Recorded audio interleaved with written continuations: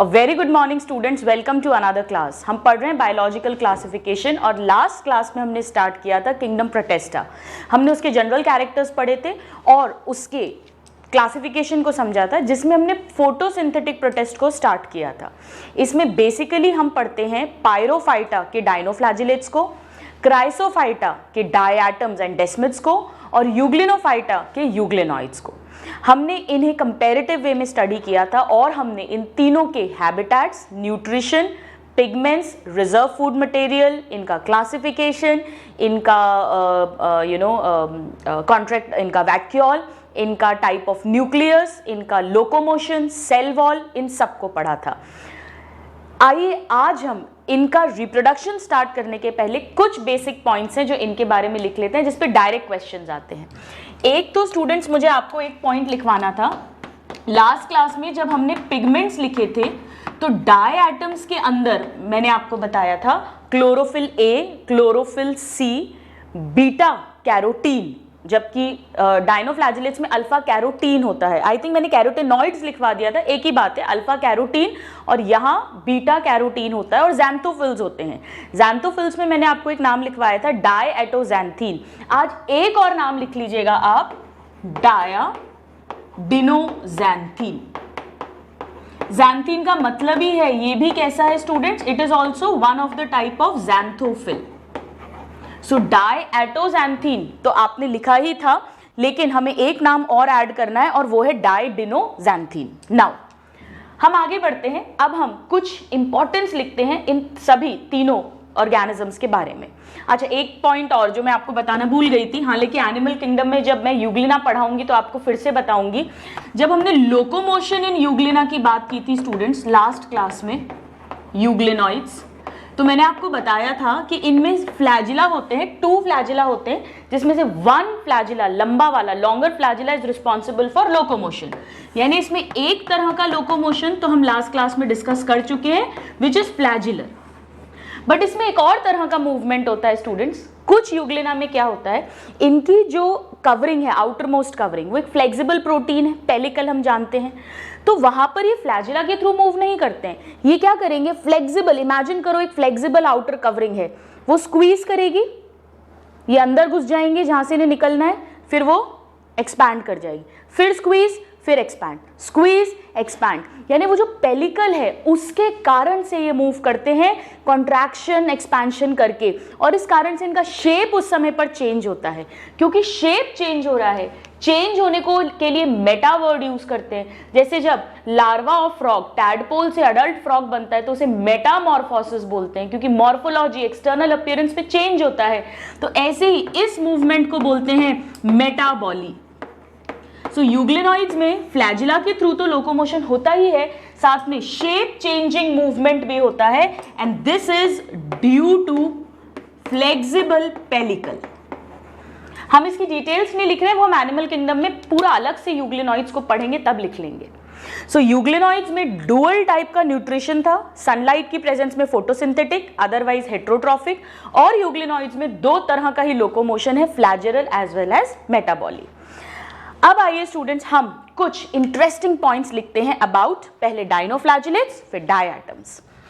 So let me tell you first about dinoflagellates. Dinoflagellates, मैंने आपको last class में बताया था स्टूडेंट्स कि कुछ डायनोफ्लैजिलेट्स हैं जो अंधेरे में चमकते हैं, दे ग्लो इन द डार्क, और इस प्रॉपर्टी को हमने क्या कहा था, bioluminescence. So some dinoflagellates show bioluminescence. Bio means living organisms है और luminescence मतलब ये ग्लो करते हैं डार्क में, और इसीलिए हमने इनको क्या क्या नाम दिए थे, किसी को याद है? इसको हमने नाइट लाइट कहा था, इसे हमने सी घोस्ट कहा था। समुद्र में आप सी में देखोगे सब तरफ अंधेरा और बीच में ये चमकते हुए, ऐसा लगता है भूत आ गए हैं। सो night light, sea ghost, fire algae, ये सब नाम हमने इन्हें दिए थे। मैं एक डायनोफ्लैजिलेट का नाम लिखवा रही हूं जो बायोल्यूमिनेसेंस शो करता है, एंड दैट इज नॉक्टिल्यूका। आपको रटने की भी जरूरत ही नहीं है। देखिए, नॉक्टी, नॉक्टर्नल मतलब नाइट, ये नाइट में ग्लो करेगा, इसीलिए इसका नाम क्या हो गया स्टूडेंट, सीधा सीधा नाम हो गया इसका नॉक्टिल्यूका। नाउ मैंने लास्ट क्लास में एक और बहुत इंटरेस्टिंग बात आपको बताई थी। जिन दो डायनोफ्लैजिलेट्स का हमने डायग्राम बनाया था, एक याद है मैंने आपसे कहा था ना ये मोनी है ना ये पोनी है, ये गोनी है, गोनियोलेक्स। और दूसरा वो जिम जाता था तो हमने उसका नाम रखा था, हमने क्या रखा है, साइंटिस्ट ने रखा था जिम्नोडीनियम। याद करने का तरीका था। ये दोनों रेड डायनोफ्लैजिलेट्स हैं, इनमें रेड वाला पिगमेंट ज्यादा होता है, जो रेड रिफ्लेक्ट करता है वो पिगमेंट, और ये बहुत फास्ट मल्टीप्लाई करते हैं। तो किसी किसी पानी के एरिया में जहां पर ये इतना तेजी से मल्टीप्लाई करते हैं, पूरे पानी के सरफेस पर यही है, तो ऐसा लगता है जैसे पानी लाल हो गया है। रेड टाइड कहते हैं इसे। ध्यान रखना, रेड सी का रेड कलर साइनोबैक्टीरिया के कारण था, ट्राइडेस्मियम एरिथ्रियम, और रेड टाइड्स जो हैं वो डायनोफ्लैजिलेट्स के कारण बनते हैं, जिम्नोडीनियम एंड गोनियोलेक्स, इनके कारण से। जैसे आप मूवीज में देखते हो ना, हम दिल दे चुके सनम, अब तो नहीं देखी होगी आपने शायद, जैसे ही वो हीरोइन रिस्ट कट करती है और पानी में हाथ डालती है तो पूरा पानी लाल लाल हो जाता है, ऐसे पूरा पानी लाल लाल हो जाता है, डिस्कलरेशन हो जाता है सी वाटर का, उसे कहते हैं रेड टाइड। तो आइए मैं यहां लिखती हूं, dinoflagellates cause red tide. Direct question आता है स्टूडेंट्स, रेड टाइड्स। और रेड टाइड्स का क्या मतलब है, दैट इज रेड डिस्कलरेशन। वैसे तो पानी नीला दिखता है, बट यहां पर ये red discolouration of sea water. दो नाम हमें रटे होने चाहिए जो इसके लिए रिस्पॉन्सिबल हैं, वही दोनों जिनके हमने डायग्राम बनाए थे, मोनी न टोनी, ये है गोनी, गोनियोलेक्स, बार बार बोल रही हूं ताकि याद हो जाए। और दूसरा जो जिम जाता है यानी जिम्नोडीनियम। ऐसा नहीं है कि सारे डायनोफ्लैजिलेट्स ये शो करेंगे। Now third very interesting character, ये जो गोनियोलेक्स है ना स्टूडेंट्स, ये कुछ टॉक्सिन्स रिलीज करता है, जहरीले पदार्थ। जैसे एक टॉक्सिन है सैक्सी टॉक्सिन, ये उस पानी में रिलीज कर देगा, और उस पानी में जो मछलियां हैं या दूसरे वर्टिब्रेट्स हैं वो उस टॉक्सिन के कारण मर सकते हैं। और जो शेल फिश होती है उसमें अगर ये टॉक्सिन्स चले जाएं या वो इस गोनियोलेक्स पे फीड करे और फिर उसके अंदर ये टॉक्सिन रिलीज करे, और ऐसी शेलफिश को अगर इंसान ह्यूमन कंज्यूम कर ले, यू विल बी शॉक्ड, इंसान को पैरालिसिस तक हो सकता है, इतने खतरनाक टॉक्सिन्स होते हैं। तो आइए हम उसी के बारे में लिखते हैं, बहुत इंपॉर्टेंट पॉइंट है क्योंकि ये सभी पॉइंट्स एनसीईआरटी में भी दिए हुए हैं। सो गोनियोलेक्स और भी होते हैं बट हमारे कोर्स में हमें यही पढ़ना है। सो गोनियोलेक्स रिलीज टॉक्सिन्स। कौन सा टॉक्सिन है, मैं उसका नाम लिखती हूं यहां पर, सैक्सी टॉक्सिन, सैक्सी टॉक्सिन। और ये क्या कर सकता है, kill, can kill fishes and other aquatic vertebrates, aquatic vertebrates number 1, यानी वाटर लाइफ, एक्वाटिक लाइफ को हार्म पहुंचा सकता है।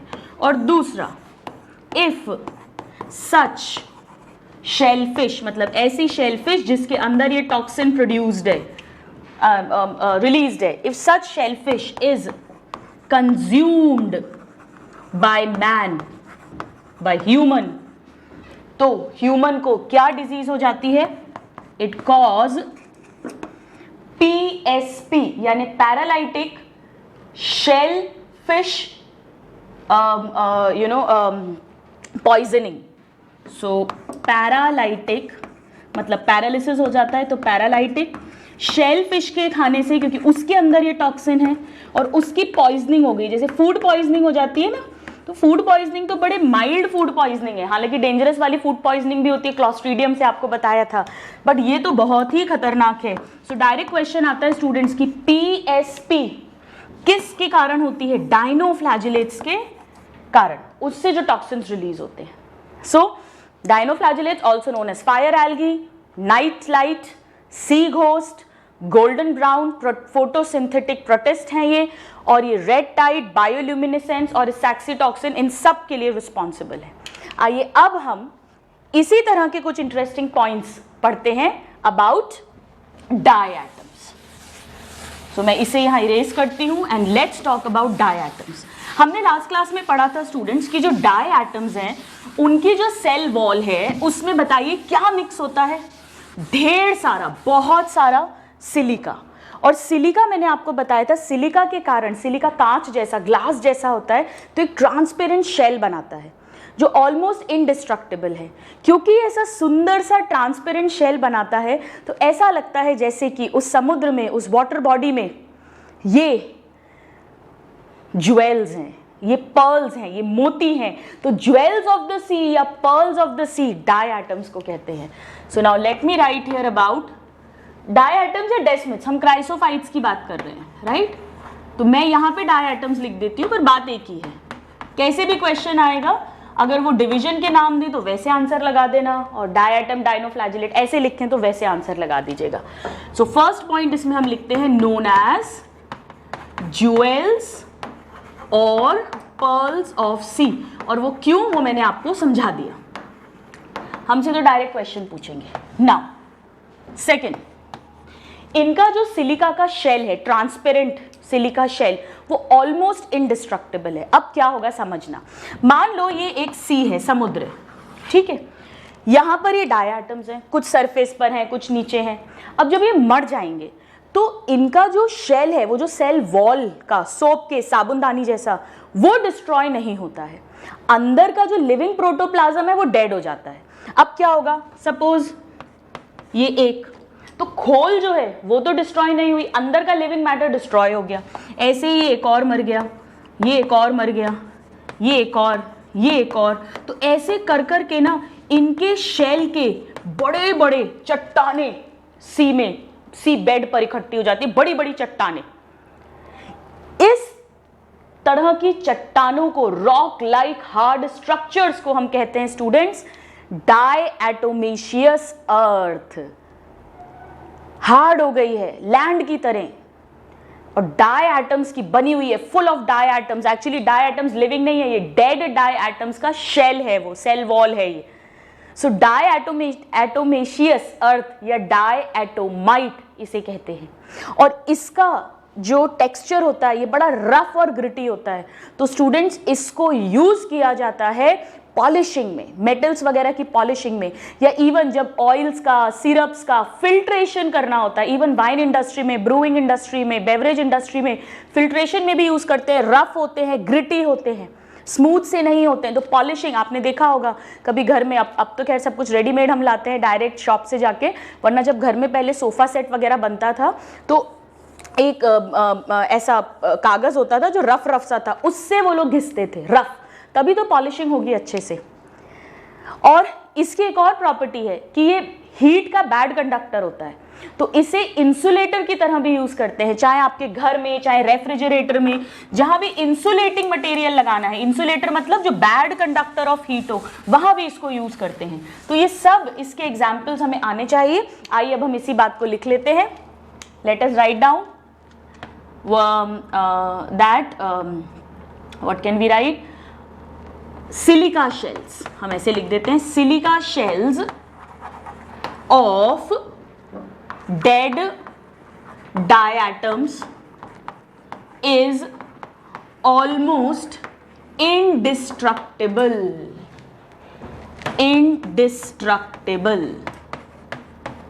Destructible. और क्योंकि वो indestructible हैं ये सिलिका के शेल्स, इसीलिए they form huge rock like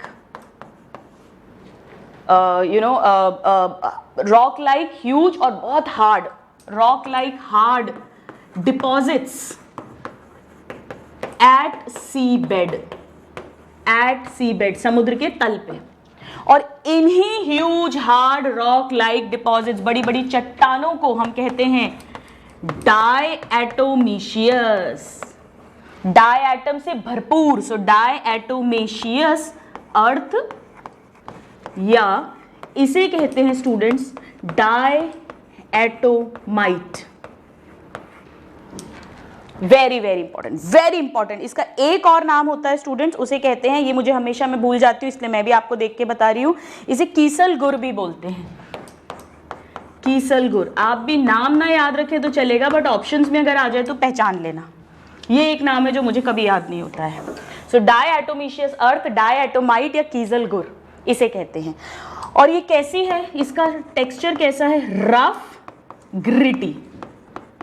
और इसे किस में यूज करते हैं, ये क्वेश्चन आता है, एनसीईआरटी की लाइंस हैं, this is used in number 1 filtration of oil and syrups. Actually brewing industry बहुत सारी जगह यूज करते हैं, हम वो 2 वर्ड्स लिख रहे हैं जो एनसीईआरटी में दिया हुआ है। नंबर 2 पॉलिशिंग ऑफ मेटल्स, और भी कई जगह यूज करते हैं पॉलिशिंग में। सो पॉलिशिंग, फिल्ट्रेशन। एंड नंबर 3 मैं यहां सी लिख देती हूं, इंसुलेटिंग मटेरियल। इंसुलेटिंग मटेरियल, क्योंकि ये इंसुलेशन मतलब हीट के लिए they are not good conductors, bad conductors of heat. Now इसके अलावा स्टूडेंट्स डाई एटम्स जो हैं ये वाटर पोल्यूशन को भी इंडिकेट करते हैं। अगर ये कहीं पर है इट मीन्स वहां पर पोल्यूटेड वाटर है, because they will grow in polluted water. So let me write here इनका next point that they are indicators of, ये डायरेक्ट क्वेश्चन आते हैं स्टूडेंट, ये सारे क्वेश्चंस हैं indicators of water pollution. Water pollution indicators हैं। Now मैं आपको लास्ट क्लास में बता चुकी हूं कि फोटोसिंथेटिक प्रोटेस्ट जो है, डायनोफ्लैजिलेट्स, डाई एटम्स, यूग्लिनॉइड्स, ये टोटल बायोस्फीयर, टोटल अर्थ पे जितना भी फोटोसिंथेसिस हो रहा है उसका 80% ये करते हैं, और उसमें से 50% ये करते हैं। यानी बायोस्फीयर में जितना भी ऑर्गेनिक मैटर सिंथेसाइज हो रहा है टोटल, उसका 50% ये प्रोड्यूस करते हैं। So let us right this point that they produce almost, ऐसे कोई नापा नहीं है but almost 50% of total organic matter. Organic matter मतलब फूड जो फोटोसिंथेसिस से परफॉर्म हो रहा है, फॉर्म हो रहा है, फोटोसिंथेसिस, कीमोसिंथेसिस, सब मिलाकर जो भी फॉर्म हो रहा है, सिंथेसाइज्ड इन बायोस्फीयर, पूरे के पूरे बायोस्फीयर में। यानी मैक्सिमम सबसे बड़े प्रोड्यूसर्स हैं ये स्टूडेंट्स, प्लांट्स तो कुछ भी नहीं है, सबसे बड़े प्रोड्यूसर्स हैं। और इसीलिए हमने लिखा था कि they are largest producers in oceans, ये हम ऑलरेडी लिख चुके हैं, तो मैं उस पॉइंट को यहां पर ऐड नहीं कर रही हूं। So this is about the importance of diatoms. और यूग्लिनॉइड्स के बारे में मैं आपको ऑलरेडी लास्ट क्लास में लिखवा चुकी हूँ, वो कनेक्टिंग लिंक है बिटवीन प्लांट्स एंड एनिमल्स, क्योंकि प्लांट्स की तरह उनमें सेल वॉल एब्सेंट है,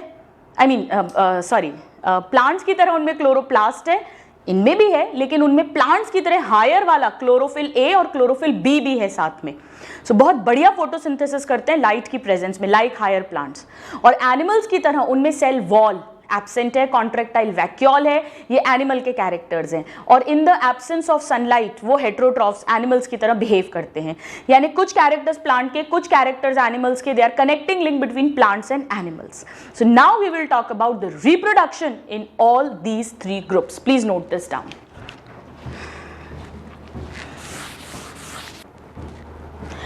आइए स्टूडेंट्स फोटोसिंथेटिक प्रोटिस्ट के लास्ट पॉइंट की तरफ मूव ऑन करते हैं, and that is how do they reproduce. हमने लास्ट क्लास में बात की थी स्टूडेंट्स कि मोनेरा तक ट्रू सेक्सुअल रिप्रोडक्शन नहीं हुआ था, यानी गैमीट का फॉर्मेशन, उनका फर्टिलाइजेशन, ये सब कुछ नहीं था, मेनली एसेक्सुअल रिप्रोडक्शन था, थोड़ा बहुत जेनेटिक रिकॉम्बिनेशन हो सकता था। सो ट्रू सेक्सुअल रिप्रोडक्शन पहली बार इन्हीं फोटोसिंथेटिक प्रोटिस्ट में देखा गया था। तो आइए मैं पहले सबसे सिंपल वाला लिखवा देती हूँ, यानी Euglena. So now reproduction in photosynthetic protist. सबसे पहले let's talk about euglenoids. Euglenoids जो है स्टूडेंट्स, इनमें ट्रू सेक्सुअल रिप्रोडक्शन नहीं होता है, तो इनमें सिर्फ एसेक्सुअल रिप्रोडक्शन होता है, only asexual. Sexual reproduction is absent. और ये किसके थ्रू होता है students? Binary fission, by binary fission, यानी 1 parent cell will divide to form 2 daughter cells. और बाइनरी फिजन भी कैसा होता है स्टूडेंट्स? सेल लॉन्गिट्यूडनल एक्सिस में कट होगा 2 डॉटर सेल्स में, ट्रांसवर्सली नहीं होगा। ये मैं डिटेल में आपको एनिमल किंगडम में पढ़ाऊंगी। जैसे फॉर एग्जांपल ये यूग्लिना है, ये इसका फ्लैजिला है, तो ये इस तरह से सारे सब कुछ इसका डबल होगा, लाइक दिस, राइट। फिर ये जो फरोज हैं ये गहरी होगी ऐसे, और फिर इस तरह से ये 2 डॉटर सेल्स बन जाएंगे। तो बेसिकली हमें क्या याद रखना है, ए सेक्सुअल रिप्रोडक्शन है, सेक्सुअल नहीं। ए सेक्सुअल में भी बाइनरी फिजन है, और बाइनरी फिजन भी लंबे में हो रहा है, यानी लॉन्गिट्यूडिनल बाइनरी फिजन है। हालांकि स्टूडेंट्स हम पढ़ेंगे कि अनफेवरेबल कंडीशन में ये रेस्टिंग स्ट्रक्चर्स भी बनाते हैं, बट उसकी डिटेल्स हम एनिमल किंगडम में पढ़ेंगे। मैं फिर से वापस बोल रही हूँ, यूग्लिनॉइड्स में आपको दोबारा तब पढ़ाऊंगी। नाउ आइए हम सेकंड पर आते हैं, and that is dinoflagellates. Dinoflagellates, इनमें स्टूडेंट सेक्सुअल और एसेक्सुअल दोनों तरह का रिप्रोडक्शन होता है। सो पहले हम बात करते हैं एसेक्सुअल। एसेक्सुअल रिप्रोडक्शन, इनमें भी वही सेम बाइनरी फिजन के थ्रू होगा। इनमें लॉन्गिट्यूडनल बाइनरी फिजन भी होता है, ट्रांसवर्स भी होता है, और इवन ऑब्लिकली भी हो सकता है। बाइनरी फिजन, या उसको आप क्या कह सकते हो, सेल डिवाइड कर जाता है, यानी बाय सेल डिवीजन, जैसा एनसीईआरटी में लिखा है। अब सेक्सुअल रिप्रोडक्शन भी नोट किया गया है काफी सारे डाइनोफ्लैजिलेट्स में। सेक्सुअल रिप्रोडक्शन का मतलब गैमीट बनेगा, गैमीट का फ्यूजन होगा, जाइगोट बनेगा। अब मैं आपको ऑलरेडी लास्ट क्लास में बहुत अच्छे से लाइफ साइकिल समझा चुकी हूँ, डिप्लॉन्टिक और हैप्लॉन्टिक। तो कुछ डाइनोफ्लैजिलेट्स जो हैं उनमें गैमेटिक मियोसिस मिलता है। अब आप मुझे बताओ, गैमेटिक मियोसिस और जाइगोटिक मियोसिस को हमने क्या समझा था, देखते हैं कौन लास्ट क्लास पढ़कर आया है। हमने बात की थी कि गैमेटिक मियोसिस का मतलब गैमीट्स बनेंगे मियोसिस से, यानी गैमीट्स इसमें हैप्लॉइड होंगे, यानी कि बॉडी कैसी होगी, डिप्लॉइड होगी, यानी लाइफ साइकिल कैसी होगी स्टूडेंट्स इनकी, डिप्लॉन्टिक लाइफ साइकिल। अडल्ट ऐसा होगा 2n, याद आ रहा है आपको, ये 2n अडल्ट है। फिर इसमें मियोसिस होगा, फिर मियोसिस से गैमीट्स बनेंगे, ये हैप्लॉइड होंगे, फिर 2 गैमीट्स फ्यूज करेंगे तो 2n जाइगोट बनेगा, और फिर ये जाइगोट ग्रो करके अडल्ट बनाएगा। यानी पूरी लाइफ साइकिल डिप्लॉइड स्टेजेस की है, सिर्फ एक गैमीट है जो हैप्लॉइड है और वो मियोसिस से बना है। तो गैमेटिक मियोसिस या डिप्लॉन्टिक लाइफ साइकिल। इसका एग्जाम्पल इंपॉर्टेंट है स्टूडेंट्स, नॉक्टिल्यूका। सॉरी, हाँ यस, नॉक्टिल्यूका। नॉक्टिल्यूका कौन सा वाला था, याद है आपको, जो बायोल्यूमिनिसेंस शो करता है, अंधेरे में चमकता है। मैंने कैसे याद किया था, NGO, N में G, नॉक्टिल्यूका में गैमेटिक मियोसिस होता है। जबकि जो जिम्नोडीनियम है या सेराशियम है, इस तरह के जो डाइनोफ्लैजिलेट्स हैं, इनमें जाइगोटिक मियोसिस होता है। मतलब जाइगोट में मियोसिस होगा, यानी अडल्ट कैसा होगा, हैप्लॉइड होगा। तो कैसी लाइफ साइकिल है इसकी, हैप्लॉन्टिक लाइफ साइकिल है। हम लास्ट क्लास में डिस्कस कर चुके हैं। ये अडल्ट होगा, हैप्लॉइड, इसमें माइटोसिस से बनेंगे गैमीट्स, मियोसिस से नहीं। गैमीट्स फ्यूज करेंगे, डिप्लॉइड जाइगोट बनेगा, और जाइगोट में मियोसिस होगा ताकि फिर से हैप्लॉइड अडल्ट बन सके। इसके एग्जाम्पल्स हम लिख लेते हैं स्टूडेंट्स। सेराशियम पे मेन क्वेश्चन आता है, वरना जो जिम जाता है यानी जिम्नोडीनियम में भी इसी तरह का सेक्सुअल रिप्रोडक्शन होता है। जब सेक्सुअल रिप्रोडक्शन होता है स्टूडेंट्स, और जब ये गैमीट्स बनते हैं, चाहे वो मियोसिस से बने चाहे वो माइटोसिस से बने, तो गैमीट्स कभी कभी तो बिल्कुल सिमिलर होते हैं दिखने में, मॉर्फोलॉजिकली बिल्कुल सिमिलर, शेप, साइज, या तो दोनों फ्लैजिलेटेड हैं, दोनों नॉन फ्लैजिलेटेड हैं। इसे कहते हैं आइसोगैमस सेक्सुअल रिप्रोडक्शन। तो रिप्रोडक्शन कैसा होता है, या तो आइसोगैमस। आइसोगैमस का मतलब लिख लीजिएगा, मॉर्फोलॉजिकली सिमिलर गैमीट्स, दिखने में एकदम सेम साइज, सेम शेप, या तो दोनों में फ्लैजिला या दोनों में नहीं फ्लैजिला, यानी आप डिफरेंस ही नहीं कर सकते कौन सा मेल गैमीट है कौन सा फीमेल गैमीट है। या इनमें होता है स्टूडेंट्स एनाइसोगैमस। एनाइसोगैमस का मतलब दोनों दिखने में अलग अलग होंगे, हालांकि दोनों फ्लैजिलेटेड या दोनों नॉन फ्लैजिलेटेड होंगे, बट दिखने में अलग अलग होंगे, एक बड़ा होगा एक छोटा होगा। यहां की बात अगर करें तो बिल्कुल सेम, सपोज ये ऐसे हैं, बिल्कुल सेम। यहां पे क्या होगा, एक सपोज बड़ा है और एक छोटा है, एनाइसोगैमस। एक और सेक्सुअल रिप्रोडक्शन होता है स्टूडेंट्स, oogamous। oogamous जैसा हमारे में होता है, इसमें हमेशा एक बड़ा वाला जो गैमीट होगा वो फीमेल होगा और वो नॉन मोटाइल होगा और उसमें बहुत सारा रिजर्व फूड होगा, जबकि जो मेल वाला गैमीट होगा वो छोटा होगा, हमेशा मोटाइल होगा, नॉन मोटाइल भी होता है कभी कभी बट मेजरली मोटाइल होगा और उसमें कोई रिजर्व फूड मटेरियल नहीं होगा। सो इससे क्लियर कट डिफरेंस होता है मेल और फीमेल गैमीट का। यहाँ भी मेल और फीमेल बन रहे हैं, मॉर्फोलॉजिकली ये भी डिसिमिलर हैं, बट oogamous में तो एकदम बहुत ही मतलब फिक्स होता है कि ऐसा फीमेल बनेगा ऐसा मेल बनेगा। सो यहाँ पे मैं लिख देती हूँ एनाइसोगैमस का मतलब है मॉर्फोलॉजिकली यानी दिखने में morphologically dissimilar gametes. Sexual reproduction 3 types का है on the basis of types of gametes, और यहां पे इसका मतलब है मॉर्फोलॉजिकली सिमिलर गैमीट्स। तो दोनों ही तरह के गैमीट्स डायनोफ्लैजिलेट्स में बनते हैं, बट oogamous कंडीशन नहीं है, वो वाली कंडीशन नहीं मिलती है। सो this is all about dinoflagellates. asexual, sexual, asexual by binary fission, sexual can be by meiotic, gametic meiosis और by zygotic meiosis, यानी डिप्लॉन्टिक हैप्लॉन्टिक दोनों ही तरह के अडल्ट इसमें मिलते हैं। ये क्यों इंपॉर्टेंट है? क्योंकि अभी मैं आपको थोड़ी देर में बताऊंगी कि जो डाई एटम्स हैं वो हमेशा डिप्लॉइड होते हैं, उनकी लाइफ साइकिल डिप्लॉन्टिक होती है। तो मुझे सोचकर बताइए, अगर वो डिप्लॉन्टिक लाइफ साइकिल शो कर रहे हैं यानी अडल्ट स्टेज में, वो डिप्लॉइड है या हैप्लॉइड?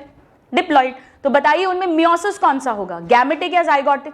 गैमेटिक, क्योंकि अडल्ट डिप्लॉइड है तो गैमीट बनेंगे हैप्लॉइड यानी कि मियोसिस से। सो उनमें हमेशा gametic, meiosis and diplontic life cycle मिलती है, और उनमें आइसोगैमस, एनाइसोगैमस या oogamous तीनों तरह के गैमीट्स बन सकते हैं, जबकि यहां पर सिर्फ आइसो एंड एनाइसो बनते हैं और गैमेटिक, जाइगोटिक दोनों तरह के मियोसिस अलग अलग डायनोफ्लैजिलेट्स में होते हैं। Is it clear? यही कंपेयर कर दिया ताकि अब आपको ध्यान रहे। आप इसको नोट करिए और फिर हम पढ़ेंगे डाई एटम्स में रिप्रोडक्शन, जो बहुत इंटरेस्टिंग है, आई प्रॉमिस यू।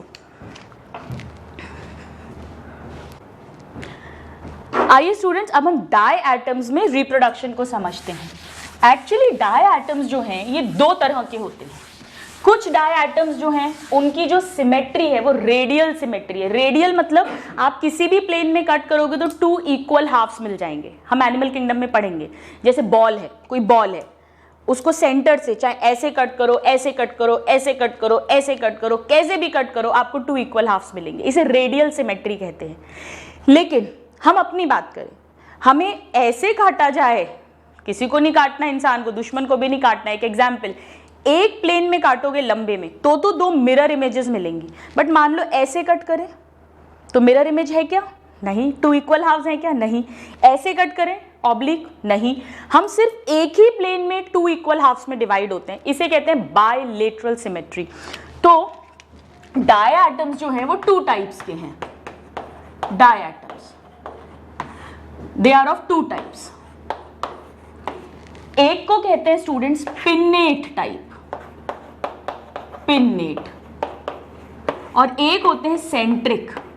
सेंट्रिक का मतलब है सेंटर में कहीं से भी काटोगे तो सेम 2 इक्वल हाफ्स मिलेंगे, यानी रेडियल सिमेट्री। आपको डायरेक्ट क्वेश्चन आता है रेडियल सिमेट्री किस टाइप में मिलती है और बायलेटरल सिमेट्री किस टाइप में मिलती है। मैंने इसको कैसे याद किया था स्टूडेंट्स, वो मैं आपको बता देती हूं। ब्लड प्रेशर बीपी यानी बायलेटरल है पिन्नेट में, तो दूसरी वाली याद आई जाएगी। चलो अब इनमें रिप्रोडक्शन देखते हैं। इनमें भी सेक्सुअल एसेक्सुअल दोनों टाइप का रिप्रोडक्शन होता है, यानी सिर्फ यूग्लिनॉइड्स हैं जिनमें केवल एसेक्सुअल है, बाकी डायएटम, डायनोफ्लैजिलेट्स दोनों में सेक्सुअल एसेक्सुअल दोनों टाइप का है। तो इनमें भी दोनों टाइप का है। हम पहले बात कर लेते हैं यहाँ पे एसेक्सुअल की। एसेक्सुअल अगेन वही सेल डिवीजन के थ्रू यानी बाइनरी फिजन के थ्रू, अगर फेवरेबल कंडीशंस हैं, अगर फेवरेबल कंडीशंस हैं तो bye binary fission, longitudinal binary fission, transverse binary fission, यानी सेल डिवाइड कर जाएगा, सेल डिवीजन जिसे हम कह सकते हैं। मैं बार बार नहीं लिख रही हूं। लेकिन अगर स्टूडेंट्स अनफेवरेबल कंडीशन होती है तो ये क्या करते हैं, देखिए। मैं एक डायएटम बनाती हूं, ये इसकी एपीथीका है, ये इसकी हाइपोथीका है, बन गई साबुनदानी। इसके अंदर इसका ये पूरा प्लाज्मा मेम्ब्रेन होगी, साइटोप्लाज्म होगा, न्यूक्लियस होगा। तो ये सारा पूरा प्रोटोप्लाज्म, पूरा लिविंग मटेरियल अपना एक जगह पे कॉन्सेंट्रेट कर लेते हैं इस तरह से पूरा, और इसके चारों तरफ एक वॉल बना लेते हैं। ये एक स्पोर बन गया और स्टैटिक पड़ा रहेगा, इसे कहते हैं स्टैटोस्पोर। सो दे फॉर्म स्टैटोस्पोर। डायरेक्ट क्वेश्चन आता है, स्टैटोस्पोर किस में मिलेंगे? डायएटम्स, क्राइसोफाइट्स में। और जब फिर फेवरेबल कंडीशन आएंगी, फेवरेबल कंडीशंस रिटर्न जब भी होंगी, तो फिर ये जर्मिनेट करेंगे और जर्मिनेट कर कर ये न्यू डायएटम या न्यू डेस्मिड यानी न्यू इंडिविजुअल फॉर्म कर लेंगे। सो वन स्पोर से वन न्यू इंडिविजुअल बन जाएगा। ये एसेक्सुअल है, काफी इजी है क्योंकि बैक्टीरिया में भी हमने स्पोर फॉर्मेशन पढ़ा था। नाउ सेक्सुअल रिप्रोडक्शन, इनमें जो सेक्सुअल रिप्रोडक्शन है अभी अभी आपको बताया था मैंने, वो आइसोगैमस, एनआइसोगैमस और oogamous तीनों टाइप का मिलता है। सो let me write here, isogamous मतलब दोनों गैमीट्स बिल्कुल सेम है, मेल फीमेल पहचान ही नहीं सकते। एनआइसोगैमस मतलब एक बड़ा और एक छोटा है, पर दोनों फ्लैजिलेटेड होंगे या दोनों नॉन फ्लैजिलेटेड होंगे। और oogamous मतलब फीमेल वाला नॉन मोटाइल होगा, बड़ा होगा, रिजर्व फूड मटेरियल होगा, और मेल वाला मोटाइल होगा, छोटा होगा, रिजर्व फूड मटेरियल नहीं होगा और बहुत सारे नंबर में होगा। और फीमेल वाला कम होते हैं नंबर में, जैसे हमारे में भी एक एग निकलता है और बहुत सारे स्पर्म्स बनते हैं। सो तीनों तरह का है। अब जो पॉइंट में, और हाँ एक चीज बड़ी इंटरेस्टिंग है कि इसमें सेक्सुअल रिप्रोडक्शन में ऑक्सोस्पोर्स बनते हैं। ऑक्सोस्पोर का मतलब है जाइगोट। अब ये बड़ी अजीब सी बात है, स्पोर क्यों लिख रहे हैं? ऑक्सोस्पोर बड़ा इंटरेस्टिंग है स्टूडेंट्स। ये रेस्टिंग स्ट्रक्चर नहीं है, ये डायएटम्स के जाइगोट को बोलते हैं। और ये हमेशा इनमें गैमेटिक मियोसिस होगा, हमेशा किसी भी डायएटम में गैमेटिक मियोसिस होगा। गैमीट्स बनेंगे मियोसिस से, यानी जाइगोट हमेशा डिप्लॉइड होगा और इनमें डिप्लॉन्टिक लाइफ साइकिल मिलेगी। जबकि डायनोफ्लैजिलेट्स में डिप्लॉन्टिक, हैप्लॉन्टिक दोनों तरह की लाइफ साइकिल्स उस ग्रुप में मिल रही थी। ठीक है, ये तो बेसिक हो गया पूरा जिस्ट। अब अगर 360 आउट ऑफ 360 टारगेट करना है तो मैं आपको एक बहुत इंटरेस्टिंग बात बताऊंगी about this reproduction in diatoms. Please note this down.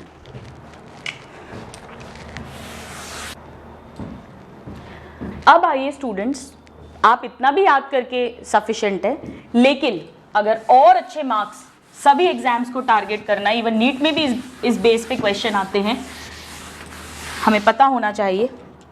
बहुत इंटरेस्टिंग, आइए हम समझते हैं। हम पहले बात करते हैं एसेक्सुअल रिप्रोडक्शन इन डायएटम्स या डेस्मिड्स, एक ही बात है। डेस्मिड्स को स्टूडेंट्स गोल्डन एल्गी बोलते हैं, ध्यान रखना। डायएटम्स बाइनरी फिजन से होगा और इसमें स्पिंडल फाइबर्स बनते हैं, यानी माइटोटिक टाइप का है। तो आप इसे कई जगह माइटोसिस भी लिखा रहता है तो बच्चे कंफ्यूज हो जाते हैं। सो आप चाहे बाइनरी फिजन बोलो चाहे आप माइटोसिस बोलो, सब एक ही बात है। बैक्टीरिया में हमने पढ़ा था एसेक्सुअल रिप्रोडक्शन ए माइटोटिक टाइप का था, वहां स्पिंडल नहीं बनते थे। देखिए क्या होगा, बहुत बहुत इंटरेस्टिंग है, ध्यान से देखना, मजे आ जाएंगे। देखो, ये मैं एक पेरेंट डायएटम बनाती हूं। अब ये एसेक्सुअल रिप्रोडक्शन है तो सिंगल पेरेंट इसमें इन्वॉल्व होगा, राइट। सपोज करिए ये एक पेरेंट है, ये इसकी एपिथीका है, ठीक है। ये इसकी, मैं पिंक कलर से हाइपोथीका बना रही हूं, और अंदर इसके ऑफ कोर्स प्लाज्मा मेम्ब्रेन है, न्यूक्लियस है और सब साइटोप्लाज्म है। अब सबसे पहले ये थोड़ा सा ग्रो करेगा और इसमें न्यूक्लियर डिवीजन होगा। तो जो वन न्यूक्लियस था वो ऐसे दो न्यूक्लियस बन गए। फिर साइटोप्लाज्म का डिवीजन होगा, तो इस तरह से ये साइटोप्लाज्मिक डिवीजन भी हो गया, ठीक है। अब ये दोनों आपस में सेपरेट हो जाएंगे। तो देखो क्या स्टोरी बनी। एक डॉटर सेल के पास अपने पेरेंट की सिर्फ एपिथीका आई है, हाइपोथीका नहीं आई है। और एक डॉटर सेल के पास अपने पेरेंट की सिर्फ हाइपोथीका आई है, एपिथीका नहीं आई है। ठीक है, मैं फिर से बनाती हूं। ये एक डॉटर सेल है इस तरह से, और ये एक डॉटर सेल है इस तरह से। यानी कि हम क्या लिख सकते हैं, that only one part of cell wall, only one part of cell wall, दो पार्ट है ना, epitheca hypotheca, is retained by each daughter cell, by each daughter cell लिख सकते हैं। ठीक है, लेकिन अगर इसको लाइफ आगे कंटिन्यू करनी है तो इसको दूसरी वाली लेयर खुद बनानी पड़ेगी। तो ध्यान रखो, चाहे एपिथीका आए डॉटर सेल के पास, चाहे हाइपोथीका आए, अब वो एपिथीका की तरह ही बिहेव करेगी। सो ये क्या है, ओल्ड एपिथीका, जो एपिथीका की तरह ही बिहेव करेगी। और अब ये डॉटर सेल खुद हाइपोथीका सिक्रीट करेगा। तो ये क्या है, new hypotheca produced by daughter cell.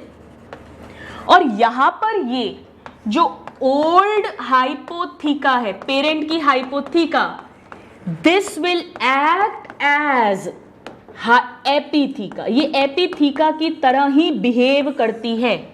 और अब ये अपनी हाइपोथीका बनाएगा, और जब ये अपनी हाइपोथीका बनाएगा तो नेचुरली वो छोटी होगी।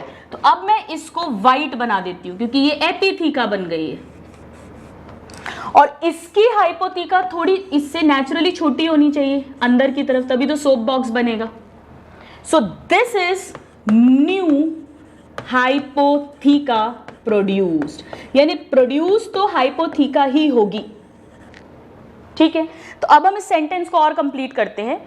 दोनों पार्ट ऑफ सेल वॉल में से दोनों डॉटर सेल के पास एक एक पार्ट गया है, and other part is synthesized, ये बनाया जाएगा, is synthesized by daughter cells, by daughter sales.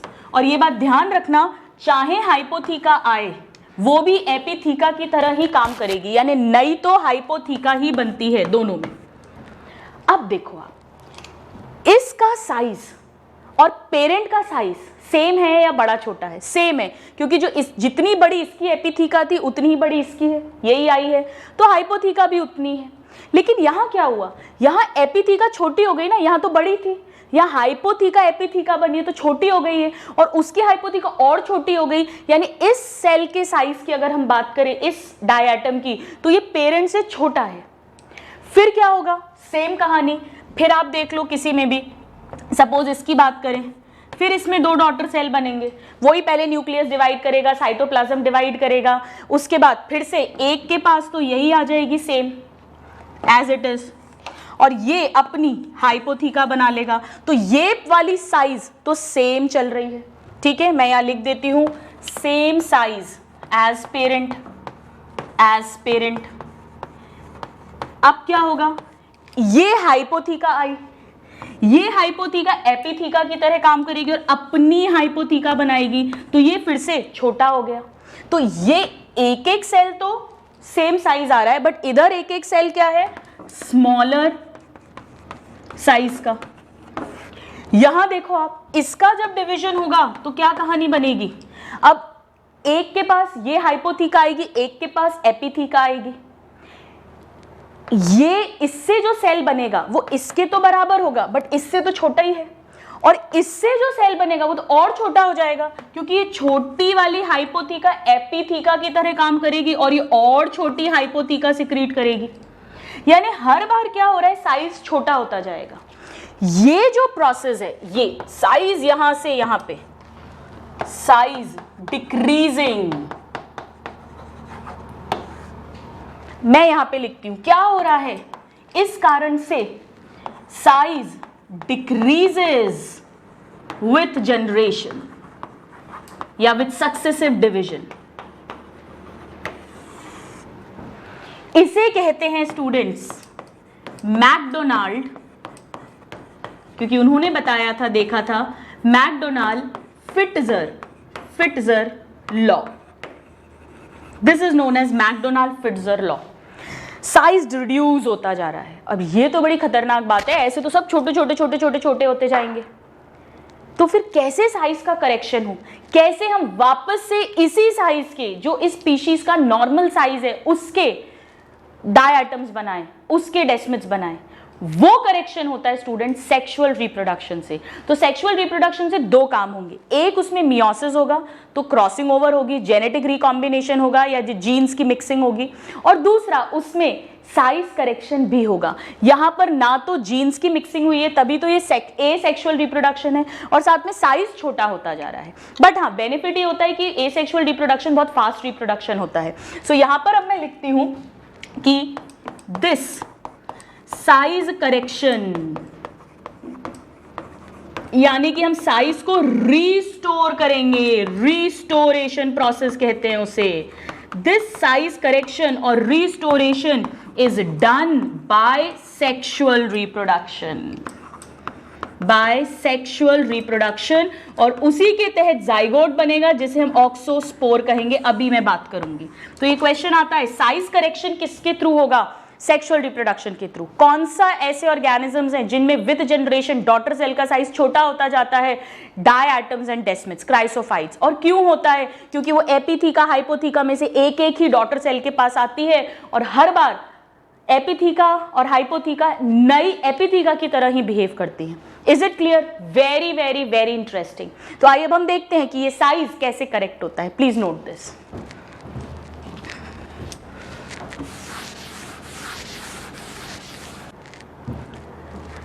तो स्टूडेंट्स, यहां हमने बड़ा इंटरेस्टिंग समझा है। अब आइए देखें इसका करेक्शन कैसे होता है। इसके करेक्शन में क्या होगा, इसे हटा देते हैं हम।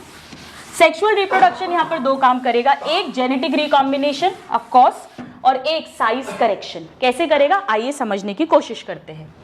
So now I will talk about sexual reproduction in diatoms. जहां पे साइज करेक्शन भी होगा और मियोसिस से गैमीट्स बनेंगे, यानी गैमेटिक मियोसिस होगा, तो genetic recombination, mixing of genes भी होगी। अब एक्चुअली ये पिन्नेट टाइप में अलग ढंग से होता है, सेंट्रिक टाइप में थोड़ा सा अलग होता है। मैं आपको दोनों तरीके का बताती हूं, पिन्नेट एंड सेंट्रिक, ताकि आपको क्लियर समझ में आ जाए। देखो, सेंट्रिक टाइप में क्या होता है, जैसे सपोज करिए कि ये जितने भी डॉटर सेल्स थे, इनमें से कोई भी एक एक डॉटर सेल हम ले लेते हैं, कोई भी रैंडम हो रहा है सेक्सुअल मीटिंग। तो सपोज करो कि ये एक कोई डॉटर सेल है, ठीक है, ये इसकी हाइपोथीका है, ये हाइपोथीका है, और कोई और एक और डॉटर सेल है, कोई भी हो सकता है वो, सपोज ये डॉटर सेल है, छोटा बड़ा, इससे इसके सेम साइज का, कैसा भी हो सकता है, ये दूसरा वाला है। एक मेल की तरह बिहेव करेगा और एक फीमेल की तरह बिहेव करता है। तो जो मेल वाला है, इसमें जब मियोसिस होगा, तो मियोसिस से हम जानते हैं वन न्यूक्लियस से, आई मीन वन सेल से 4 सेल्स बनते हैं, या ये कहें कि इससे 4 गैमीट्स बनेंगे मियोसिस से। और वो कैसे गैमीट्स होंगे, यहां पर अब ऊगैमस टाइप का रिप्रोडक्शन देखने को मिलेगा, यानी कि ये प्रोड्यूस करेगा स्पर्मैटोजोआ। स्पर्मैटोजोआ, स्पर्मैटोजोआ का मतलब है स्पर्म्स बनेंगे, वो कैसे होंगे, स्मॉलर होंगे, इसके एग के कंपैरिजन में जो एग बनने वाला है स्मॉलर, मोटाइल, मोटाइल मतलब फ्लैजिलेटेड, फ्लैजिला होगा उनमें, फ्लैजिलेटेड मेल स्पर्म्स, ठीक है। और ये क्या है, ये गैमीट है, this is a gamete, gamete forming है, यानी यहां पर क्या हो रहा है, गैमेटिक मियोसिस हो रहा है। और ऐसे ही सेम यहां पर भी गैमेटिक मियोसिस होगा और उससे एग बनेगा, एग। एग जो है वो जनरली 1 2 फ्यूअर इन नंबर होंगे, लार्जर होता है, लार्जर, नॉन मोटाइल होगा, फिक्स्ड है ये, नॉन फ्लैजिलेटेड या नॉन मोटाइल होगा। और फीमेल गैमीट है ये, फीमेल गैमीट, ठीक है। गैमेटिक मियोसिस से गैमीट्स बने, यानी गैमीट्स कैसे हैं, हैप्लॉइड है। अडल्ट्स कैसे हैं, डिप्लॉइड है, ठीक है। अब इनका फ्यूजन होगा या फर्टिलाइजेशन, और जब इनका फर्टिलाइजेशन होगा तो जाइगोट बनेगा। गैमीट्स का फर्टिलाइजेशन हो रहा है, ये जो गैमीट्स बनते हैं स्टूडेंट्स, ये इस फ्रस्ट्यूल से बाहर निकल आते हैं, इस सेल वॉल से बाहर निकल आते हैं। जैसे मान लीजिए कि ये एक स्पर्मेटोजोआ है और ये एक एग है, तो अभी इनकी सेल वॉल नहीं है, फ्रस्ट्यूल इनका नहीं है, ये बाहर निकल आए हैं। अब ये जाइगोट बनाएंगे, सपोज ये इन्होंने जाइगोट बना दिया, दिस इज अ जाइगोट। अब ये जाइगोट कैसा होगा, नेचुरली ये डिप्लॉइड होगा। अब ये जाइगोट ग्रो करेगा और ग्रो करके ये अपने चारों तरफ फ्रस्ट्यूल यानी वो सेल वॉल, सिलिकेशियस सेल वॉल, एपिथीका, हाइपोथीका बनाएगा। तो ये जाइगोट ने ग्रो किया, और जब ये ग्रो कर रहा है स्टूडेंट्स, तो हम पढ़ेंगे प्लांट फिजियोलॉजी में कि ग्रोथ वाले हार्मोन को, जैसे एक ऑक्सिन्स होते हैं, ऑक्सो का मतलब ही ग्रोथ होता है लैटिन लैंग्वेज में, ग्रीक लैंग्वेज में। तो ये ग्रो कर रहा है, ये अपना साइज बढ़ाएगा और अपने चारों तरफ एपिथीका, हाइपोथीका को सिक्रीट करेगा। तो अब हम इसी जाइगोट को क्या कहेंगे स्टूडेंट्स, ये बन गया ऑक्सोस्पोर। यही जाइगोट ऑक्सोस्पोर, वेरी वेरी इंपॉर्टेंट। तो ऑक्सोस्पोर भी कैसा होगा, डिप्लॉइड होगा ग्रोथ के बाद। और अब ये फिर न्यू अडल्ट में कन्वर्ट हो जाएगा, हो सकता है मेल हो सकता है फीमेल हो, जो भी, either of these. So this will convert into adult and it will secrete cell wall. तो अब जो न्यू इंडिविजुअल बनेगा, मैं काम करती हूँ, आप लोग कंफ्यूज होंगे, वो मेल भी बन सकता है, वो फीमेल भी बन सकता है, तो इसे हम हटा देते हैं, हम तो यहीं पर न्यू इंडिविजुअल बना देते हैं। ये बन गया अडल्ट, न्यू अडल्ट में ये ग्रो कर गया, क्योंकि सिंगल सेल्ड ही तो है, प्रोटिस्टा पढ़ रहे हैं, भूल मत जाना। तो इसमें कोई जाइगोट सिंगल सेल से मल्टी सेल्यूलर ऑर्गेनिज्म नहीं बन रहा है। अब इसका जो साइज होता है जब ये ग्रो करता है, तो ये इतना ही ग्रो करता है जितना कि उस स्पीशीज का नॉर्मल साइज होता है।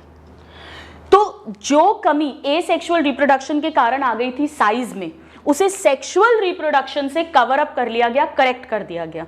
क्योंकि सेक्सुअल रिप्रोडक्शन में जब जाइगोट बनेगा और वो ग्रो करेगा, यानी ऑक्सोस्पोर में कन्वर्ट होगा, और उसकी जब सेल वॉल बनेगी, वो उतना ही ग्रो करता है जो उस स्पीशीज का साइज है, मैक्सिमम साइज है। सो मैं यहां लिख सकती हूं कि grow up to maximum size of species. तो इस तरह से हमने क्या करा है स्टूडेंट्स, हमने ये जो स्मॉलर वाले थे, इसको फिर से हमने न्यू अडल्ट में कन्वर्ट कर दिया इससे। वरना अगर सिर्फ एसेक्सुअल रिप्रोडक्शन होता रहता तो सारे छोटे छोटे पता पड़ा एक दिन गायब ही हो गए। तो हमने काफी सारे जो है इस तरह से सेक्सुअल रिप्रोडक्शन में एंटर करेंगे और वापस से अपने साइज को रीस्टोर कर लेंगे। तो मैं यहां लिख देती हूं, यहां पर क्या हो गया है, साइज रीस्टोरेशन। तो डायरेक्ट क्वेश्चन आता है स्टूडेंट्स कि ऑक्सोस्पोर्स किस में मिलते हैं, क्राइसोफाइट्स में। और ऑक्सोस्पोर का मतलब क्या है, ये जाइगोट ही है जो ग्रो कर रहा है, और ये डिप्लॉइड है या हैप्लॉइड है, ये डिप्लॉइड है, right. So auxospore is nothing but zygote of diatoms and desmids. अब पिन्नेट टाइप में क्या होता है, यहां पर ये अच्छा ये सब कुछ कैसा है, ये गैमीट्स कैसे बने हैं, oogamous। ये कैसा सेक्सुअल रिप्रोडक्शन है, oogamous। क्योंकि गैमीट्स उस तरह के हैं जो हम इसे oogamous कहेंगे। तो ये oogamous हो गया, गैमेटिक मियोसिस हो गया, और डिप्लॉन्टिक लाइफ साइकिल हो गया। ठीक है, चलो अब सेकंड केस देखते हैं। यहां क्या होगा, पिन्नेट टाइप में, इनमें भी वही सेम गैमेटिक मियोसिस होगा, क्योंकि मैंने आपको बताया ये सभी डिप्लॉइड ही होते हैं, डिप्लॉन्टिक लाइफ साइकिल ही मिलती है। तो सब में गैमेटिक मियोसिस ही होगा, लेकिन यहां पर जो गैमीट्स बनते हैं वो बिल्कुल आइडेंटिकल बनते हैं, यानी आइसोगैमस कंडीशन देखने को मिलती है। कैसे, आइए हम समझते हैं। सो मैं यहां पर एक लाइन खींच देती हूं and now we will talk about this pinnate type. Pinnate में मान लीजिए कि 2 अडल्ट्स हैं, सपोज ये 2 अडल्ट्स हैं, साइज कुछ भी हो सकता है, और एक और बना देते हैं, ये साइज में भी सेम और में भी डिफरेंट, मैं बार बार बोल रही हूं। अब ये पास पास आएंगे और पास पास आके ना इनके चारों तरफ एक स्लाइमी लेयर बन जाती है। सो कैसा सिचुएशन हो गई है, कुछ इस तरह से। एक सेकेंड, ये हाइपोथीका बना दी, अच्छा पास पास बनाना है ना, 1 मिनट, ये और पास ले आते हैं लाइक दिस। ये इसमें न्यूक्लियस, साइटोप्लाज्म सब हो जाएगा, और इसके चारों तरफ ये स्लाइमी लेयर म्यूसिलेट सिक्रीट हो जाता है, पास पास रहे चिपके हुए ताकि। अब इनमें भी सेम वही, ये क्या है, अडल्ट है, लेकिन इसे मेल या फीमेल नहीं बोल सकते क्योंकि बिल्कुल सेम टाइप के गैमीट्स बनाने वाले हैं ये, और ये डिप्लॉइड है, ये भी 2n है, ये भी 2n है। अब इनमें भी फिर से वही गैमेटिक मियोसिस होगा, गैमेटिक मियोसिस, सेम कहानी। तो जब इनमें भी गैमेटिक मियोसिस होगा, ये भी डिप्लॉइड है, दोनों ही डिप्लॉन्टिक लाइफ साइकिल है, ये पॉइंट कॉमन है, तो इसमें भी 4 गैमीट्स बनेंगे, इसके भी 4 गैमीट्स बनेंगे, ठीक है। और वो गैमीट्स जो हैं वो अमीबॉइड टाइप के गैमीट्स होते हैं, वो फिर इससे बाहर निकलेंगे फ्रस्ट्यूल से। तो सपोज इसके ये 4 गैमीट्स बने बिल्कुल सेम, और इसके भी 4 गैमीट्स बने बिल्कुल सेम, और ये चारों तरफ इनके म्यूसिलेज है। पहले ऑफ कोर्स इनमें फ्रस्ट्यूल होगा, मैं बना देती हूं, ये सेल वॉल, मतलब फ्रस्ट्यूल अब आप जानते हो, इनकी सेल वॉल को ही कहते हैं इस तरह से। और इनमें से क्या होता है स्टूडेंट्स, ध्यान रखना, कुछ स्पीशीज में 3-3 गैमीट्स डीजनरेट कर जाते हैं, और कुछ स्पीशीज में 2-2 गैमीट्स डीजनरेट कर जाते हैं। सपोज अगर 2-2 गैमीट्स डीजनरेट करे फॉर एग्जाम्पल, तो ये डीजनरेट कर गए 2, और ये कैसे गैमीट्स बने स्टूडेंट्स, आइसोगैमीट्स। तो ये किस तरह का सेक्सुअल रिप्रोडक्शन है, आइसोगैमस। और जो बचे हैं ये पास पास आ गए हैं, ये फ्रस्ट्यूल से बाहर निकलेंगे और ये एक दूसरे के साथ फ्यूज कर जाएंगे, फ्यूजन, फर्टिलाइजेशन होगा। तो यहां पर भी गैमीट्स मियोसिस से बने हैं, यहां पर भी जेनेटिक जीन्स का रिकॉम्बिनेशन हो रहा है, और यहां पर भी जाइगोट बनेगा या ऑक्सोस्पोर में जो कन्वर्ट होगा, पर कितने बनेंगे, 2। तो यहां पर कितने बनेंगे, अगर तीनों डीजनरेट हो जाते तो एक ही जाइगोट बनता, 2 डीजनरेट हुए तो 2 जाइगोट बनेंगे, यानी 1 और 2 हम ऐसा लिख देते हैं। जाइगोट और जाइगोट ग्रो करके ऑक्सोस्पोर्स बनाएंगे, तो ऑक्सोस्पोर्स are formed 1 और 2, जबकि सेंट्रिक टाइप में तो फिक्स है कि 1 ही बनता है, क्योंकि 1 एग के साथ 1 स्पर्म ही मूव करके जाके उसके अंदर फर्टिलाइज करेगा। भले ही बने बहुत सारे स्पर्मेटोजोआ हैं, पर 1 स्पर्म 1 एग के साथ ही फ्यूज करके 1 ऑक्सोस्पोर 1 जाइगोट ही बनाएगा, जबकि यहां पर 1 या 2 डिपेंडिंग अपॉन स्पीशीज वो फिक्स्ड है। तो ये कैसे बन गया, 2n बन गया, और अब ये वापस से फिर वही कहानी, रिस्टोरेशन, मतलब इसकी टेंडेंसी ही है स्टूडेंट्स, ये उतना ही ग्रो करता है जो उस स्पीशीज का मैक्सिमम साइज है, और सेल वॉल सिक्रीट करेगा, और अब ये न्यू अडल्ट बना लेगा जो बिल्कुल उसी स्पीशीज की साइज का होगा। भले ही दोनों अडल्ट्स जो हैं ये दोनों भी मैक्सिमम साइज वाले थे, या एक थोड़ा छोटा एक और छोटा था, या एक सेम साइज एक छोटा था, उससे कोई फर्क नहीं पड़ रहा है, बट यहां पर जो बनेगा अडल्ट वो डिप्लॉइड है और बिल्कुल ओरिजिनल साइज वाला है, ओरिजिनल साइज जो इस स्पीशीज का मैक्सिमम साइज है। तो यहां पे थोड़ा सा डिफरेंस है बस, इधर पे ऊगैमस सेक्सुअल रिप्रोडक्शन हुआ है, ऊगैमस टाइप के गैमीट्स बने हैं, गैमेटिक मियोसिस ही है, यहां भी गैमेटिक मियोसिस है, डिप्लॉन्टिक लाइफ साइकिल है, यहां भी डिप्लॉन्टिक लाइफ साइकिल है। यहाँ पे भी अडल्ट स्टेज डिप्लॉयड है, यहाँ भी अडल्ट स्टेज डिप्लॉयड है, यहाँ भी गैमीट्स हैप्लॉयड है, यहाँ भी गैमीट्स हैप्लॉयड है, बस थोड़ा सा तरीका डिफरेंट है। यहाँ पे oogamous कंडीशन है तो हमेशा 1 ऑक्सोस्पोर 1 जाइगोट बनेगा, और यहाँ पर क्योंकि आइसोगैमस सेक्सुअल रिप्रोडक्शन हो रहा है तो 2 जाइगोट या 1 जाइगोट या ऑक्सोस्पोर्स बनते हैं।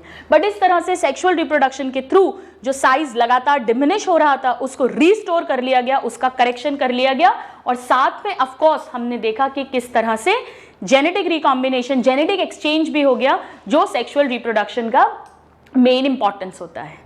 तो अगर आप सब कुछ भी भूल जाओ तो बस इतना ध्यान रखना कि जो साइज रिड्यूस होता है वो डायटम्स में होता है, क्योंकि 1/2 ऑफ द सेल वॉल एक डॉटर सेल के पास जाती है, 1/2 एक के पास जाती है, अदर हाफ वो खुद बनाता है। और restoration of size sexual reproduction के थ्रू करते हैं, और इस दौरान ऑक्सोस्पोर्स बनते हैं जो इनका जाइगोट का ही दूसरा नाम है, ग्रोइंग जाइगोट का ही दूसरा नाम ऑक्सोस्पोर है। So with this we finally complete photosynthetic protist. इसका रिप्रोडक्शन बहुत इंटरेस्टिंग है, one of my favourite topics. अब सब्सिक्वेंट क्लासेस में आपको बहुत मजे आने वाले हैं, क्योंकि हम बहुत सारी लाइफ साइकिल्स पढ़ेंगे, और जब हम लाइफ साइकिल को समझते हुए पढ़ते हैं स्टूडेंट्स तो बिलीव मी बहुत बहुत बहुत मजे आते हैं। सो हम नेक्स्ट क्लास में स्टार्ट करेंगे कंज्यूमर डीकम्पोजर प्रोटिस्ट, जो फंगस की तरह हैं, जिन्हें प्रोटिस्टिशियन फंजाई भी कहते हैं। जी हाँ, मैं बात कर रही हूँ स्लाइम मोल्ड्स की, और हमने पढ़ा था कि स्लाइम मोल्ड सेल्यूलर और एसेल्यूलर 2 टाइप के हैं। तो क्यों इन्हें फंजाई की तरह कहते हैं, ये रिजेंबल करते हैं, क्या ये सेल्यूलर और एसेल्यूलर स्लाइम मोल्ड्स, कैसे इनकी लाइफ साइकिल होती है, ये सब हम पढ़ेंगे। बट येस, उसके पहले हाउ कैन आई फॉरगेट, आप इसको नोट डाउन करो, और उसके बाद आपको ट्रिक्स भी तो लिखवानी है मुझे तीनों की, प्लीज नोट दिस। तो आइए पहले हम डायनोफ्लैजिलेट्स की ट्रिक लिखते हैं। यहाँ पे स्टूडेंट्स इस ट्रिक में पूरी की पूरी एनसीईआरटी को हमने सिंगल ट्रिक से कवर किया है। चलिए देखते हैं। सो ट्रिक्स फॉर, पहले हम लिखते हैं डायनोफ्लैजिलेट्स। डायनोफ्लैजिलेट्स, अब आप लोग समझ ही गए होंगे ना इसको डायनोफ्लैजिलेट्स क्यों बोलते हैं, क्योंकि इसमें हेटेरोकॉन्ट कंडीशन है। डायो मीन्स 2 और फ्लैजिला मीन्स 2 टाइप के फ्लैजिला थे, ट्रांसवर्स फ्लैजिला और लॉन्गिट्यूडनल फ्लैजिला। चलिए हम इसकी ट्रिक लिखते हैं। ट्रिक बड़ी आसान है। ट्रिक ये है स्टूडेंट्स कि टीचर्स जो हैं वो फिजिक्स, केमिस्ट्री, मैथ्स में तो हमेशा ही टफ ग्रेडिंग करते हैं, बस यही हमारी ट्रिक है। आइए लिखते हैं। सो टफ, पर मैं टफ को कैसे लिखूंगी, टफ मैंने थोड़ी स्पेलिंग बदल दी है, टफ, ठीक है। ग्रेडिंग, टफ ग्रेडिंग किसमें, in physics, PCM physics, chemistry, maths, physics, chemistry, maths, और कौन करता है, ऑफ कोर्स हमारे टीचर्स। सो टीचर में मैंने आर कैपिटल लिख दिया, फर्स्ट और लास्ट वर्ड। चलिए आइए हम इसको डिकोड करते हैं। TF मतलब 2 फ्लैजिला, तभी तो इसे कहते हैं डायनोफ्लैजिलेट्स। एक लॉन्गिट्यूडनल फ्लैजिला है, एक ट्रांसवर्स फ्लैजिला है, राइट एंगल्स पर है, स्पिनिंग मूवमेंट, और इसीलिए इसे वर्लिंग विप प्रोटिस्ट भी कहते हैं।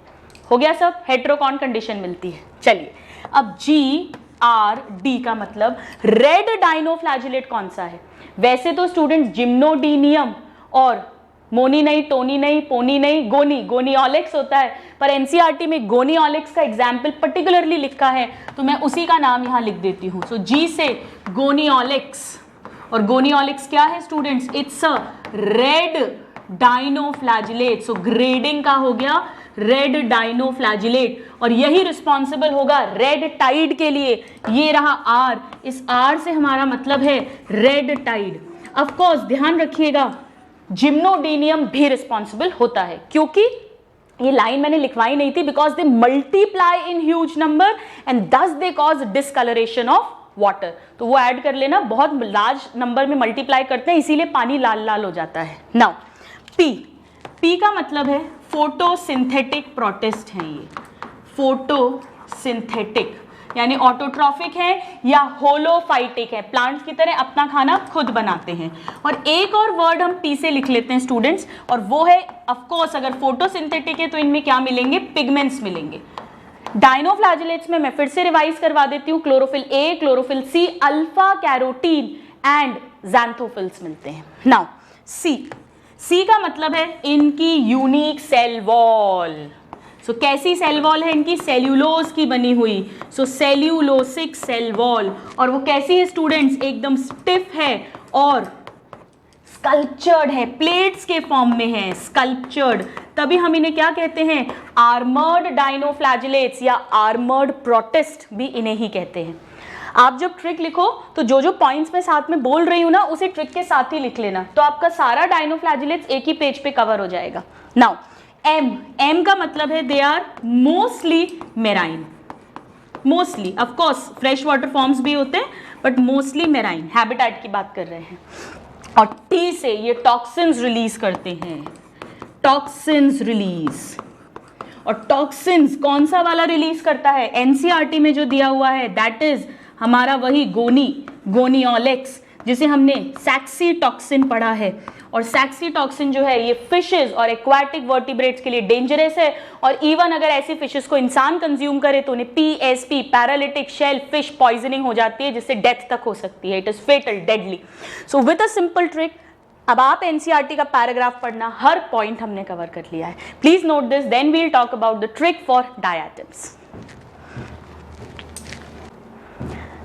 आइए स्टूडेंट्स, डायटम्स के लिए ट्रिक लिखते हैं। ट्रिक बड़ी आसान है। Saurav Ganguly, he is a big name in Indian cricket, और सभी उनके फैंस मानते हैं कि उन्हें पीएचडी करनी थी, आगे पढ़ना था। He could not pursue his studies because of playing cricket, और अब जब उन्होंने क्रिकेट से संन्यास ले लिया है कि उन्हें पीएचडी में डायरेक्टली एडमिशन मिल जाना चाहिए। तो बस यही हमारी ट्रिक है। Saurav Ganguly should be directly entered in PhD class. आइए इसको डिकोड करते हैं।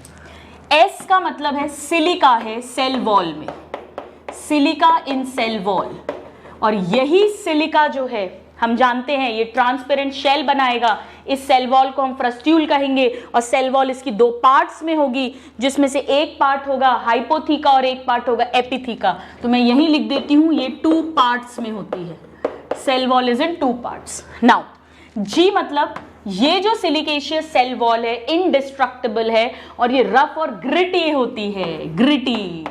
तभी तो हमने पढ़ा था स्टूडेंट्स, इसको फिल्ट्रेशन में यूज करेंगे ऑयल और सिरप के, और इसको इंसुलेटर की तरह यूज करते हैं, और इसको पॉलिश की तरह यूज करते हैं। नाउ ये भी दिया हुआ है फिल्ट्रेशन और पॉलिशिंग वाला पॉइंट, तो आप उसको यहीं पर ऐड कर लेना। नाउ शुड बी का मतलब सोप बॉक्स की तरह इसकी सेल वॉल है। ये जो पॉइंट है, cell wall is in 2 parts, it resembles soap box. Now D मतलब ये क्या बनाते हैं students? Diatomaceous earth, D और अर्थ का ई, जिसे डाई एटोमाइट भी बोलते हैं, क्योंकि सिलिका शेल इनडिस्ट्रक्टिबल है। और यहां आप लिख सकते हो कि ये फिल्ट्रेशन और पॉलिशिंग और इंसुलेटर की तरह भी यूज होते हैं। हम 2 पॉइंट्स लिख रहे हैं जो एनसीईआरटी के हैं। नाउ पी मतलब अगेन वही कहानी, ये कैसे है? फोटोसिंथेटिक है, 50% फोटोसिंथेसिस यही करते हैं बायोस्फीयर का, और दूसरे पी से हो जाएगा, ऑफ कोर्स इनमें भी पिगमेंट्स हैं। इनमें डायनोफ्लैजिलेट्स की तरह क्लोरोफिल ए है, सी है, ज़ैंथोफिल्स है, हालांकि वो अलग टाइप के हैं, और बीटा कैरोटीन है, वहां पर अल्फा कैरोटीन है। नाउ एच मतलब इनका हैबिटेट, और हैबिटेट इनका कैसा होता है स्टूडेंट्स? ये लैंड पे भी मिलते हैं, वाटर में भी मिलते हैं, और वाटर में ये सभी तरह के वाटर में मिलते हैं, यानी marine as well as fresh water. Mostly तो एक्वाटिक ही है, ये आपको यही पढ़ाया है मैंने। अभी डी बच गया है, इस डी से हम लिख लेते हैं कि इसमें क्या आते हैं। ये एक्चुअली क्राइसोफाइटा का ट्रिक है, तो इसमें डाई एटम्स अकेले नहीं आएंगे, डेस्मिड्स भी आते हैं, diatoms and desmids. Desmids को गोल्डन एल्गी बोलते हैं, ध्यान रखना। नाउ सी का मतलब है students they are chief producers in oceans. 50% यही खाना प्रोड्यूस करते हैं ओशियन, पूरी ओशियन की एक्वाटिक लाइफ के लिए, सभी एनिमल, सभी ऑर्गेनिजम्स के लिए, और फिर जब वो मरेंगे तो वो फंगस वगैरह सबके लिए। इसके अलावा हम जानते हैं कि ये इनमें रिजर्व फूड मटेरियल क्या है, वो सब कुछ हम जानते हैं। सो दिस इज द ट्रिक जिसमें हम एनसीईआरटी का पूरा क्राइसोफाइटा को कवर करते हैं। Please note this. अच्छा, ये समझ गए ना आप डाई एटम्स क्यों बोल रहे हैं? Di means 2। ये जो सोप बॉक्स दो लेयर्स में सेल वॉल है, इसीलिए इसको डायटम्स बोलते हैं. Please note this. Now students, हालांकि यूग्लिनॉइड्स मैं आपको एनिमल किंगडम में पढ़ाऊंगी, वहां भी मैं बहुत इंटरेस्टिंग ट्रिक के साथ उसके और कैरेक्टर्स जो भी हैं सारे, उन सबको इंक्लूड करते हुए ट्रिक्स लिखवाऊंगी, समझाऊंगी. बट अभी जो एनसीईआरटी का पोर्शन है उसे हम कवर कर लेंगे. और वो ट्रिक बड़ी आसान है. ऐश्वर्या राय हैरी पॉटर की बेस्ट फ्रेंड फॉरएवर BFF है और वो इस समय पर कोई गेम खेल रही है. So Harry Potter's best friend forever Ash is playing. आइए इसको डिकोड करते हैं. H मतलब हैबिटेट. क्या है इनका हैबिटेट? कई बार क्वेश्चन आया है स्टूडेंट्स. मेनली फ्रेश वाटर में रहते हैं ये, और ठहरा हुआ पानी यानी स्टैग्नेंट फ्रेश वाटर, और इसके अलावा डैम्प सॉइल, गीली नमी वाली मिट्टी में भी मिलते हैं. नाउ P का मतलब है इनमें सेल वॉल एब्सेंट है. इनकी outer most covering flexible protein की बनी है जिसे पेलिकल कहते हैं. मैं लिख देती हूं सेल वॉल एब्सेंट है. ये कैरेक्टर है जो एनिमल से मिलता है. नाउ BF का मतलब बॉडी इज फ्लेक्सिबल. इसी पेलिकल के कारण body is flexible. BF best friend, body flexible. Forever F का मतलब है स्टूडेंट्स फ्लैजिला. इसमें 2 फ्लैजिला मिलते हैं जिसमें से लॉन्गर वाला ही एक्टिव होता है, और लोकोमोशन फ्लैजिला के थ्रू भी होता है और पेलिकल के थ्रू भी होता है, यानी मेटाबॉली भी होती है. हम पढ़ेंगे, सब डिटेल में समझाऊंगी आपको. ना ऐश का मतलब है absence of sunlight. A means absence of S means sunlight.